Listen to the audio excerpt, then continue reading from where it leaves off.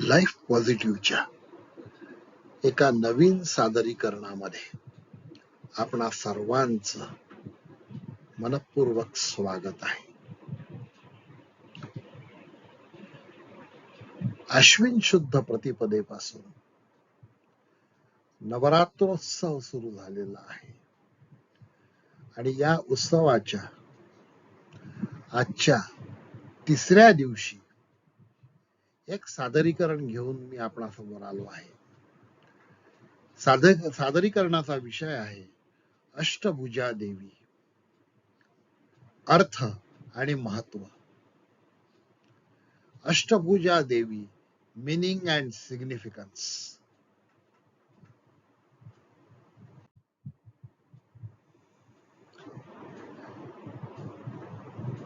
या चित्रामध्ये आपल्याला देवीची एक प्रसन्न मूर्ती दिसत आहे.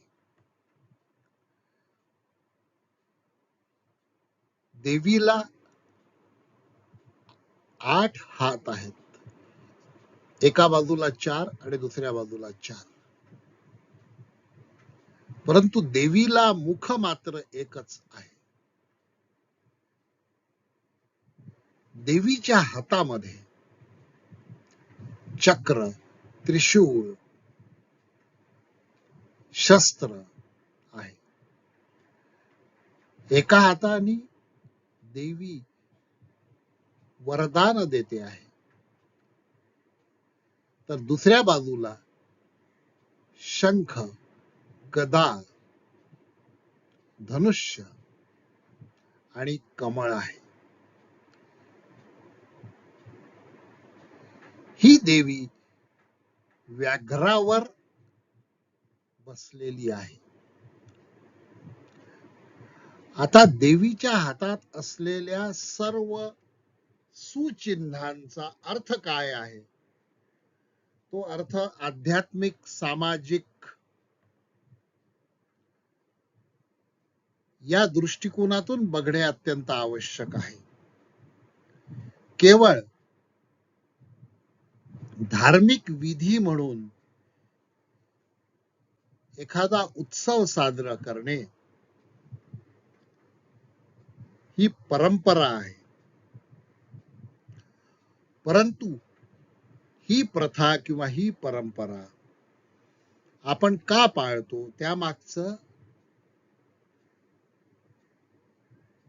मार्मिक विवेचन काय आहे, त्यामागचा विचार काय आहे, त्यामागचं तत्वज्ञान काय आहे, त्यामागचं शास्त्र काय आहे, त्या शास्त्राची फलनिष्पत्ती काय आहे, हे बघणं अत्यंत आवश्यक आहे. आणि तोच प्रयत्न या ठिकाणी मी करीत आहे.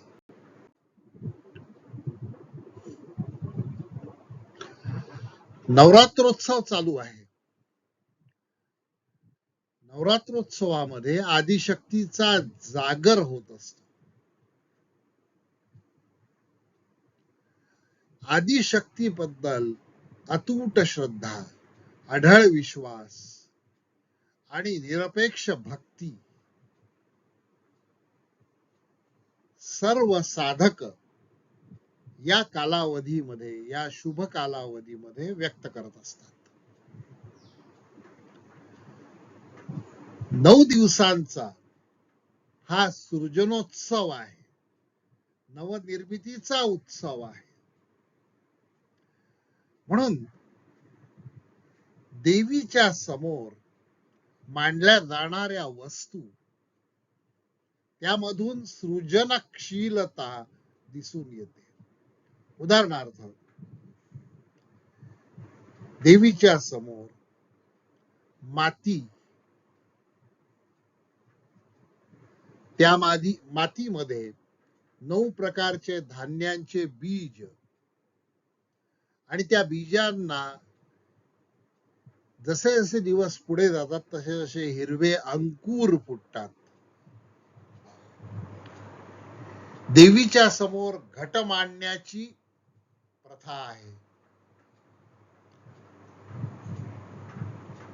नवनिर्मितीचं हे सगळं रूप आहे, सृजनशीलतेचं हे सगळं रूप आहे किंवा प्रतीक आहे. स्वशक्तीचा, देवीच्या माध्यमातून स्वशक्तीचा परिचय आपण करून घेत असतो. देवी समोर 9 दिवस अखंड दिवा लावला जातो.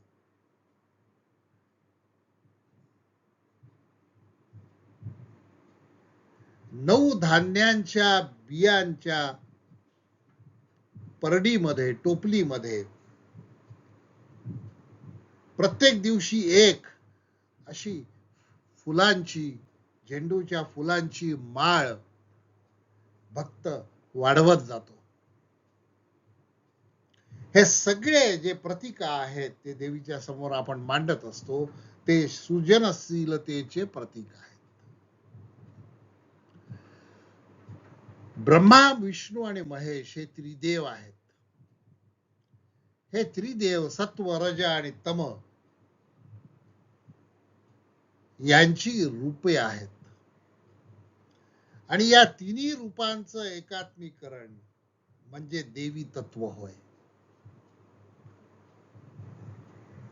काली माता, चामुंडा आदी देवीची उग्र रूपे आहेत. समाज विघातक रूढी, समाज विघातक परंपरा, अन्याय गोष्टींविरुद्ध, अज्ञानाविरुद्ध देवीनी केलेला लढा काली, चामुंडा या रूपातून लढलेला आपल्याला दिसून येतो. नवरात्रीच्या 9 दिवसांचं 3 भागामध्ये विभाजन करता येईल. पहिल्या 3 दिवसामध्ये देवीच्या उग्र रूपाची पूजा केली जाते. दुसऱ्या 3 दिवसामध्ये लक्ष्मीच्या सर्जनशील आणि सृजनशील रूपाची पूजा केली जाते. आणि शेवटच्या 3 दिवसामध्ये ज्ञान, विज्ञानाची, विद्येची देवता सरस्वतीची पूजा केली जाते. या नवरात्रीचा आणि या देवीच्या त्रिविध रूपाचा आणि त्याच्या पूजनाचा मतितार्थ समजून घेणे अत्यंत आवश्यक आहे. पहिल्या 3 दिवसामध्ये साधकांच्या मनात दडलेल्या वाईट प्रवृत्तीचा, अज्ञानाचा नाश करण्याचा प्रयत्न देवी करत असते. दुसऱ्या 3 दिवसामध्ये साधकाच्या आध्यात्मिक विकासासाठी आवश्यक असणारे गुण, संपन्नता या गुणांचं पोषण करण्याचा प्रयत्न देवी करते.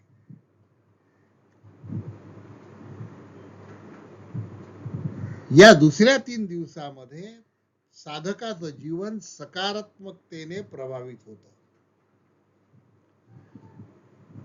आणि ही सकारात्मकता निर्माण झाली की शेवटच्या 3 दिवसामध्ये भक्ताला त्याच्या मूळ स्वरूपाचं खरं ज्ञान देणं, त्याच्या मनातील अविचार काढून टाकून खरे आणि शाश्वत विचारांचं ज्ञान देण्याचं काम या तिसऱ्या टप्प्यामध्ये होत असतं. असा हा नवरात्रीचा अलौकिक सोहळा असतो.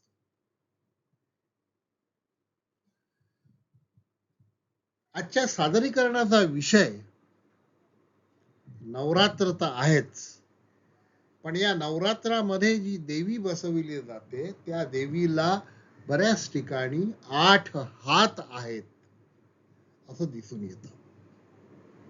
देवीच्या या 8 हातांचा अर्थ काय आहे हे समजून घेणं अत्यंत आवश्यक आहे. ज्या देवीला 8 हात आहे तिला अष्टभुजा देवी असं म्हणतात. देवीचे 8 बाहू 8 गुणांचे प्रतीक आहेत.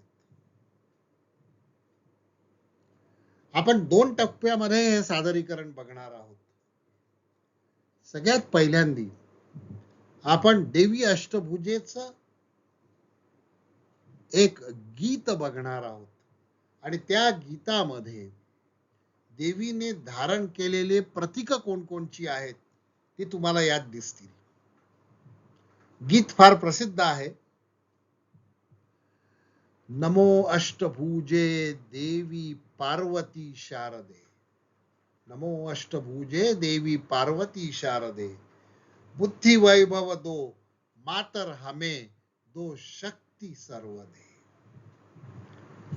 बुद्धी वैभव आणि शक्तीची मागणी साधक करतो आहे. शील रूपवती नारी तेरी ही प्रतिमा बने. आता देवी ही स्त्री रूप आहे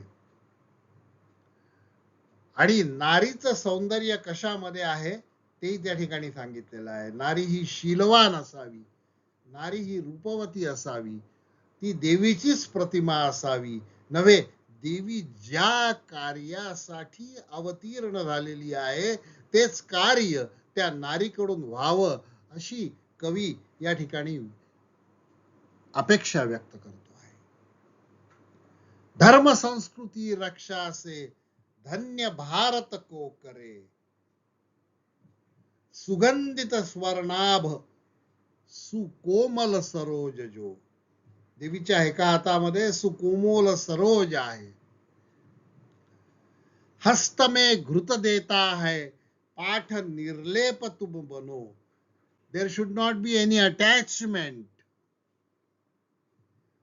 हे हा धडा घृत देतो. गीता प्रदीप दो देता विश्व को ज्ञान चेतना, कर में स्थित है तेरे स्नेहल अंब मंगले. गीता हे ज्ञानाचं प्रतीक असलेलं देवीच्या शील चारित्र्य की होवे आभा प्रसूत पावनी, अग्निकुंड इससे है प्रदीप्त घृत हाथ में, त्रिशूल है लिया मातर दुष्ट संहार हेतु से, खड़ग देवी लिया है जो सज्जन त्राण बुद्धि से, विराक विक्रम की जो फहरा है नभ में प्रभा, भगवा ध्वज है तूने हाथ में पकड़ा महा, ध्येय का ध्यान ना भूले कार्य में रत हो सदा, स्मरणी हात की देती हमें संदेश तथा. देवीच्या हातात असलेला अग्निकुंड, देवीच्या हातात असलेलं त्रिशूल, देवीच्या हातात असलेलं खड्ग, देवीच्या हातामध्ये असलेला भगवा ध्वज, या सगळ्याच वर्णन कवी या ठिकाणी करतो आहे.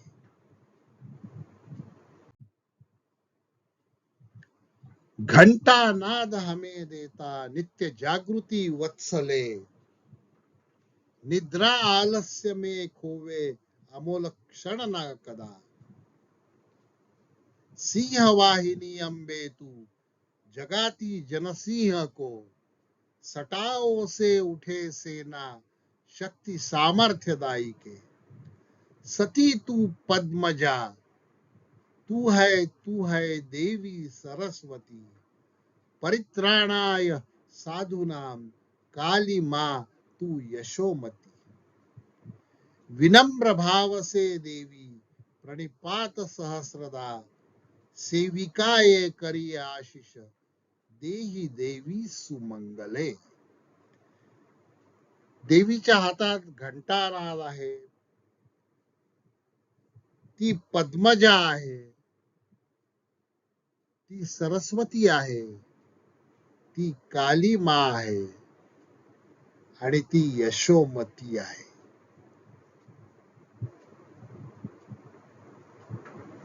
आणि त्या देवीला विनम्र भावाने सहस्र प्रणिपात कवी करतो आहे आणि मंगल आशिषाची मागणी करतो आहे. या गीताच्या शेवटी दुर्गा सप्तशती मधला एक सिद्ध मंत्र उद्धृत केलेला आहे. तो मंत्र पुढील प्रमाणे, सर्व मंगल मांगल्ये शिवे सर्वार्थ साधिके शरण्ये त्र्यंबके गौरी नारायणी नमोस्तुते. सर्व मंगल मांगल्ये शिवे सर्वार्थ साधिके, सर्व अर्थ साधन करणारी ती आहे. ती त्र्यंबके आहे, गौरी आहे, नारायणी आहे. त्या देवीला माझा नमस्कार असो. सादरीकरणाच्या दुसऱ्या भागामध्ये आपण देवीच्या 8 हातांचा आणि त्यामध्ये धारण केलेल्या आयुधांच्या संदर्भामध्ये तत्वज्ञानात्मक अर्थ काय निघू शकतो ते बघण्याचा प्रयत्न करणार आहे. देवीचा पहिला हात साधकाला मनाची शक्ती एकत्रित करायला सांगतो आहे. Control your mind. मन वढाय वढाय उभ्या पिकात लढोर. या मनाला अंतर्मुख करणे आवश्यक आहे. मन हे बहिर्मुख होण्याकडे, मन हे वासनेच्या गुंत्यामध्ये गुंतून जात आणि त्यामुळे ते देवापाशी एकाग्र होत नाही. म्हणून मनाला अंतर्मुख करणं अत्यंत आवश्यक आहे. ज्या साधकाला मन संकुचित करता आलं, मनाचा बाह्य ओढा नियंत्रित ठेवता आला, त्याच्या इच्छांवर नियंत्रण ठेवता आलं, ज्याला मनोनिग्रह असं म्हणतात, त्या साधकाची शक्ती ही लवकर एकवटते. आणि म्हणून कवी असं म्हणतो की मनासी जिंकिले ज्याने अवघे विश्वची जिंकिले. पहिला संदेश आहे मनाची शक्ती एकाग्र करणे. Control your mind. हा पहिला हात देवीचा आपल्याला हे सांगतो आहे.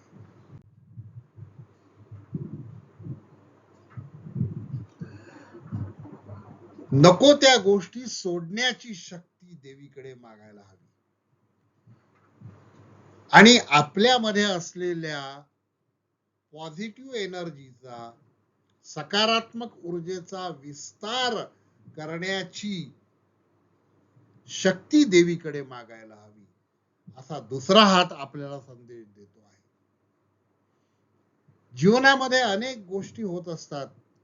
बऱ्याच गोष्टी आपल्याला अवांछनीय असतात. त्या गोष्टी विसरून जाता आल्या पाहिजेत आणि स्वतःच्या क्षमतेचा विस्तार करण्याकडे मानवाचा कल असला पाहिजे. देवी ही शक्ती रूप आहे. ती सिंहावर स्वार झालेली आहे. ती आपल्या स्वसामर्थ्याने सिंहावर आरूढ झालेली आहे. सिंह हा ब्रह्मचारी आहे. सिंहात शक्ती असते आणि देवीपाशी पण शक्ती असते. देवी सिंहाच्या शक्तीचा योग्य तो वापर करून घेते.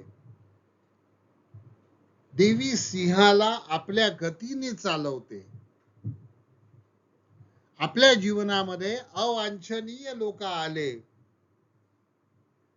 आणि ते जर विध्वंसक शक्तीचा वापर करत असतील तर त्यांच्या विध्वंसक शक्तीकडे लक्ष देऊन आपला वेळ घालवण्यापेक्षा जे लोक सकारात्मक कार्य करतात आहेत त्यांना पुढे घेऊन जाणं अधिक उचित आहे. काही लोक हे मूढ असतात. मूढ म्हणजे मूर्ख नाही. ज्यांना खूप बुद्धी असते, प्रचंड ज्ञान असतं, पण त्यांना कितीही चांगल्या गोष्टी सांगितल्या तरी त्या समजत नाहीत. दुर्योधन, रावण हे मूढ होते. या अशा मूढ लोकांना तुमच्या सामर्थ्याची जाणीव करून देणे आवश्यक आहे. त्याशिवाय तुम्हाला तुमची प्रगती करता येणार नाही. स्वतःची शक्ती संचयित करा, वाढवा आणि मूढांना शिक्षा देण्याची क्षमता विकसित करा. मूढत्वाची शक्ती संपवण्याची ताकद निर्माण करा, असा देवीचा दुसरा हात आपल्याला सांगतो आहे.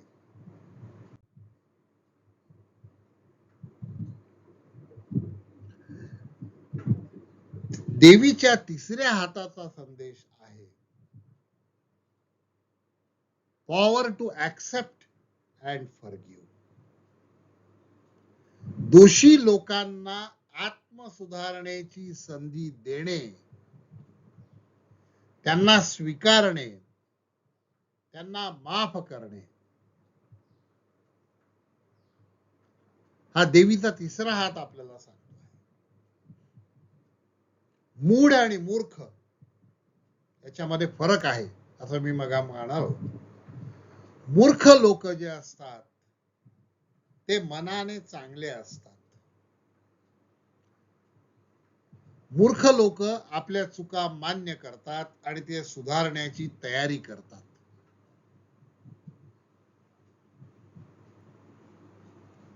त्यामुळे मूर्ख लोकांना ऍक्सेप्ट करायला शिका, असा देवीचा तिसरा हात सांगतो. त्यांना चांगलं बनवा, तुमच्यासारखं बनवा, पॉझिटिव्ह बनवा, त्यांच्यातली निगेटिव्हिटी घालवण्याचा प्रयत्न करा. म्हणून ते सुधारण्याची, मूर्ख लोक सुधारण्याची शक्यता असते, म्हणून त्यांना माफ करा, असा देवीचा तिसरा हात आपल्याला सांगतो आहे. देवीचा चौथा हात आपल्याला निर्णय घेण्याची क्षमता विकसित करायला सांगतो आहे. जीवनामध्ये निर्णय घेता आले पाहिजे. योग्य वेळी योग्य ते निर्णय घेणे अत्यावश्यक असते. देवी चौथ्या हाताद्वारे सांगते आहे की लवकरात लवकर योग्य निर्णय घ्या. निर्णय घेण्याच्या आधी योग्य आणि अयोग्यता याची चाचपणी करून घ्या. निर्णय उद्यावर ढकलू नका. निर्णय भविष्यामध्ये ढकलू नका. तुमची योग्य निर्णय घेण्याची क्षमता वाढली तर तुमची प्रगती होते. योग्य निर्णय घेण्याची ताकद स्वतःमध्ये ठेवा. ज्या ठिकाणी निर्णय घ्यायला उशीर होतो त्या ठिकाणी अन्याय होतो, असंतोष होतो. त्यातूनच भ्रष्टाचाराची निर्मिती होते. म्हणून देवी आपल्याला चौथ्या हाताने सांगते आहे की तुमची निर्णय शक्ती जागृत ठेवा. आता निर्णय योग्य घ्यायचा असेल तर स्वसामर्थ्यावर भर द्यावा लागेल. स्वतःवर श्रद्धा असायला हवी. स्वतःवर विश्वास असायला पाहिजे. स्वतःच्या मन, बुद्धी आणि यावर विश्वास असेल तर तुम्ही योग्य तो निर्णय घ्याल आणि योग्य निर्णय योग्य वेळी लवकरात लवकर घेतला तर तुमची प्रगती ही लवकरात लवकर होईल. हा देवीचा चौथा हात तुम्हाला सांगतो आहे.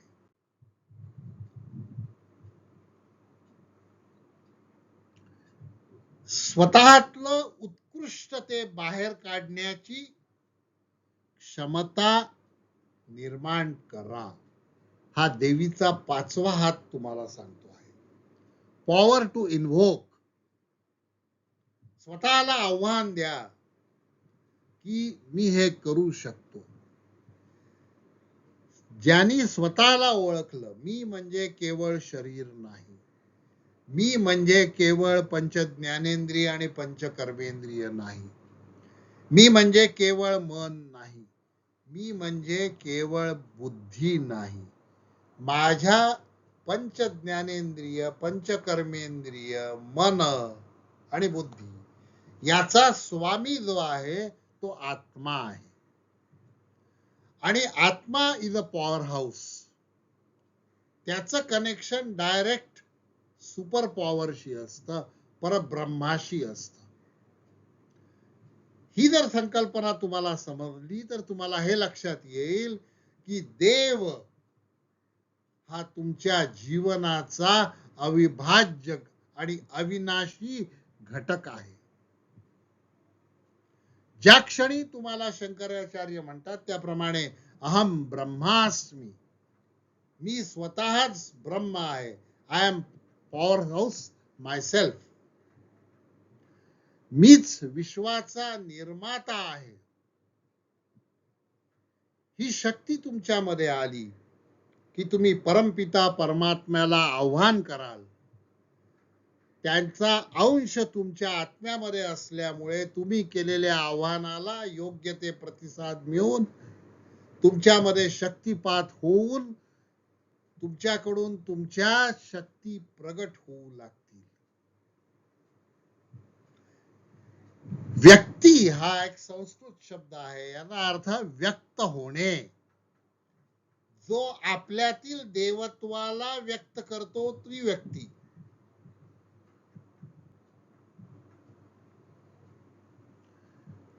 जो अभंग राहतो तो व्यक्ती. जो कधीही अनारोग्याकडे जात नाही ती व्यक्ती. त्यामुळे देवीचा 5वा हात तुम्हाला सांगतो आहे की तुमच्यामधल्या पॉवर हाऊसचं स्मरण ठेवा. तुमच्यामधलं पॉवर हाऊस हे सातत्याने अप्पर पॉवर हाऊसशी लिंक राहू द्या. तुमच्यातील अविनाशी परमतत्वाची ओळख करून घ्या, त्याचे आवाहन करा, त्याचे चिंतन करा, त्याला व्यक्त करा, म्हणजे तुमच्यातील देवत्व व्यक्त होईल. हा देवीचा 5वा हात तुम्हाला सांगतो आहे. देवीचा 6वा हात तुम्हाला सांगतो आहे. देवीच्या हातात अनेक प्रकारची अस्त्र शस्त्र आहेत जी त्रिदिवांनी तिला दिलेली आहेत. ते अस्त्र शस्त्राचा अर्थ काय की स्वतःची संरक्षण करण्याची क्षमता मानवाने विकसित करायला पाहिजे. हे कलियुग आहे आणि कलियुगामध्ये असत प्रवृत्ती, दुष्ट प्रवृत्ती या सत्प्रवृत्तीवर नेहमी मात करायचा प्रयत्न करत असतात. तुम्ही राईट साइडला असून योग्य बाजूला असून सुद्धा लोक तुमच्यावर हल्ला करतील. लोकांनी आपल्यावर केलेला हल्ला हा परतवून लावणं अत्यंत आवश्यक आहे आणि त्यासाठी स्वसंरक्षणात्मक तंत्राचा अभ्यास करायला हवा. देवीच्या रूपाने आम्हाला हे सांगितले जात आहे की प्रत्येक मुलीला स्वतःच्या पायावर उभं करा, तिच्या बुद्धीवर उभं करा, तिच्या मेंदूची क्षमता वाढवा, तिच्या मनाची क्षमता वाढवा, तिच्या शरीराची क्षमता वाढवा, तिचं रक्षण तिला स्वतः करू द्या, तिच्यातील आत्मविश्वास जागृत करा. खऱ्या आई वडिलांचं काम हेच असतं की त्यांनी त्यांच्या मुलीला स्वतःच्या सामर्थ्यावर उभं करायला हवं. तिला तिच्या सामर्थ्याची जाणीव करून द्यायला पाहिजे. जेव्हा तुम्ही तुमच्या स्वतःच्या सामर्थ्यावर उभे असता त्यावेळेला तुमचं कोणीही नुकसान करू शकत नाही. ज्या वेळेला तुम्ही तुमच्या सामर्थ्यावर अवलंबून असता त्यावेळेला तुमच्यामध्ये आत्मविश्वास असतो. स्वतःची संरक्षण करण्याची क्षमता ही आत्ममोक्षाचा मार्ग आहे आणि ते जगत हितार्थ आहे. जर तुम्ही स्वतःचे संरक्षण करू शकाल तर तुम्ही इतरांचे संरक्षण करू शकाल. तुम्ही स्वतःचे संरक्षण करू शकाल तर तुमच्या कुटुंबाचे संरक्षण करू शकाल. तर तुम्ही तुमच्या कुटुंबाचे संरक्षण करू शकाल तर तुम्ही तुमच्या समाजाचे संरक्षण करू शकाल. जर तुम्ही तुमच्या समाजाचे संरक्षण करू शकाल तर तुम्ही तुमच्या प्रांताचे संरक्षण करू शकाल. जर तुम्ही तुमच्या प्रांताचे संरक्षण करू शकत असाल तर तुम्ही तुमच्या देशाचे संरक्षण करू शकाल. आणि जर तुम्ही तुमच्या देशाचे संरक्षण करू शकत असाल तर जगातल्या माणुसकीचे संरक्षण करू शकता तुम्ही. हा संदेश देण्यासाठी इतर सर्व देवांपेक्षा अधिक शस्त्र देवीच्या हातामध्ये दिलेली आहे. त्या देवीला तुम्ही अष्टभुजा असं म्हणता. या अष्टभुजेतून असं सांगायचा प्रयत्न करते आहे की माझ्याकडे 8 हात आहेत. त्यामुळे मी माझं स्वतःचं संरक्षण करण्यासाठी सक्षम आहे. जर शत्रूने तुमच्यावर हल्ला केला तर मी तुमचे रक्षण करेल. म्हणून देवी शक्ती स्वरूपिणी आहे. या देवी सर्वभूतेषु शक्तिरूपेण संस्थिता. नमस्तस्यै नमस्तस्यै नमस्तस्यै नमो नमः. तुमच्या शत्रूला आव्हान देता आलं पाहिजे. हा देवीचा 6वा हात आणि तिच्या हातातले सर्व शस्त्र आपल्याला संदेशित करीत आहेत.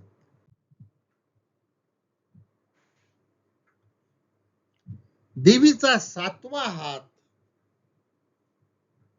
आपल्याला power to destroy, acquire the power to destroy the unwanted. नको असलेल्या गोष्टी नष्ट करण्याची क्षमता देवीचा 7वा हात आपल्याला सांगतो आहे.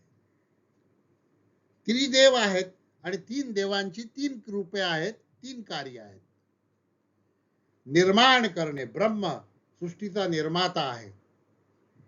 सृष्टीचं संचालन करणे हे विष्णूचं काम आहे. आणि ज्या सृष्टीमध्ये पातकाचा अतिरेक झाला की ती नष्ट करणे हे महाकालाचं काम आहे. त्यामुळे निर्माण करणे, संचालन करणे, नष्ट करणे ही देवांची क्षमता आहे. देवीमध्ये ही क्षमता आहे.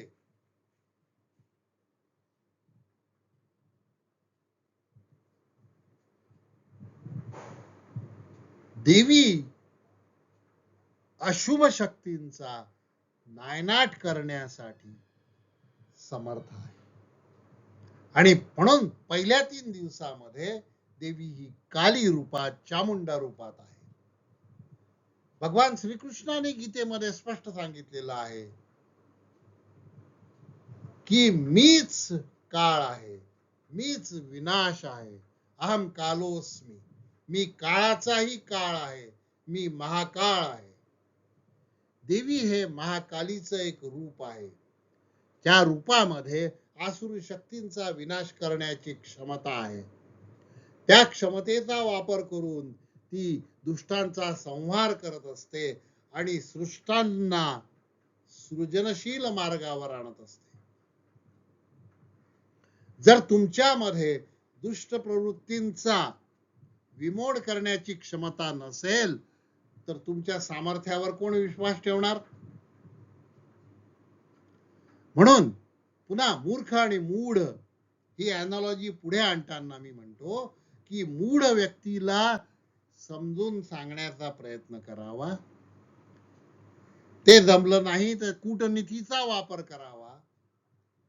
तेही जमलं नाही तर त्याच्यामुळे जर विकास कामामध्ये अडथळे निर्माण होत असतील तर त्याचा दडपशाहीने नायनाट करणे हेच हातात राहतं. देवीचा 7वा हात आपल्याला हा महत्वपूर्ण संदेश देतो आहे.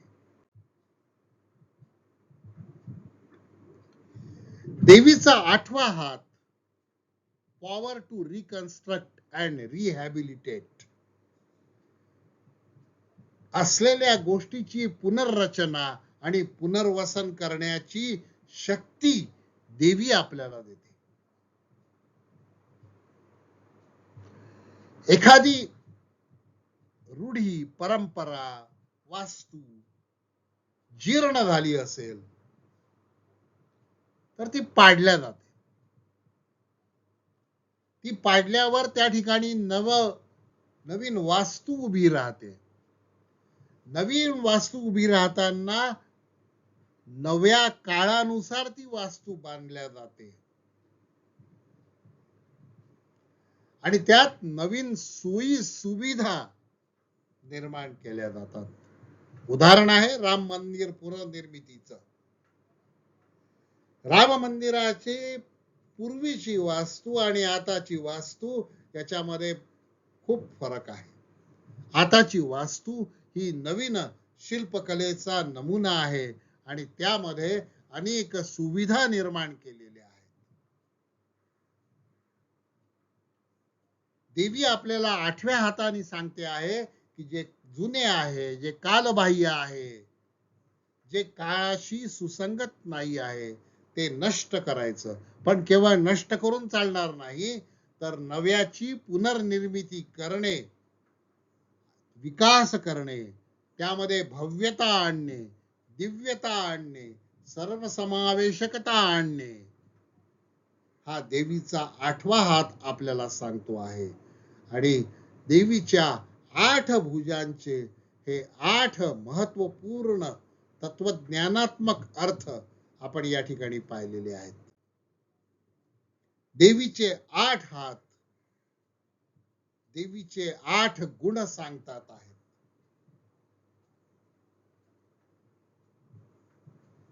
त्या 8 हातांमध्ये असणारी प्रतीक,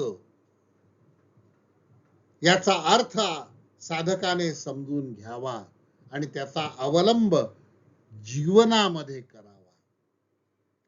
देवीची उपासना म्हणजे शक्तीची उपासना आहे, हे लक्षात घ्या. जेव्हा हे 8 गुण तुमच्यामध्ये येतील तेव्हा सद्विप्र समाजाची निर्मिती कार्य पूर्ण होईल. देवीच्या कृपेने सद्विप्र समाजाची निर्मितीचे कार्य पूर्ण व्हावो अशी प्रार्थना त्या जगज्जननीकडे, त्या अंबिकेकडे, त्या महाकालीकडे, त्या महालक्ष्मीकडे, महासरस्वतीकडे, त्या चामुंडेकडे, त्या माता रेणुकेकडे, त्या सप्तशृंगीकडे, त्या तुळजाभवानीकडे करूया.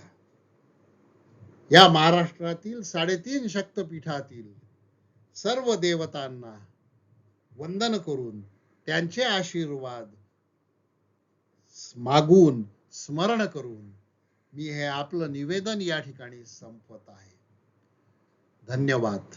तुम्हाला हा व्हिडिओ आवडला असेल तर चॅनलला सबस्क्राईब करा आणि आमच्या अनसेल्फिश नॉन प्रॉफिटेबल, ज्यामध्ये शिक्षण, अध्यात्म, करिअर आणि समुपदेशन या विषयांवर आम्ही हात घालतो आहे, त्या विषयांवर बद्दल काही सूचना असल्यास, आपल्या काही मागण्या असल्यास त्या कॉमेंटमध्ये अवश्य द्या. आपले आशीर्वाद असू द्या. धन्यवाद. ओम शांती शांती शांती.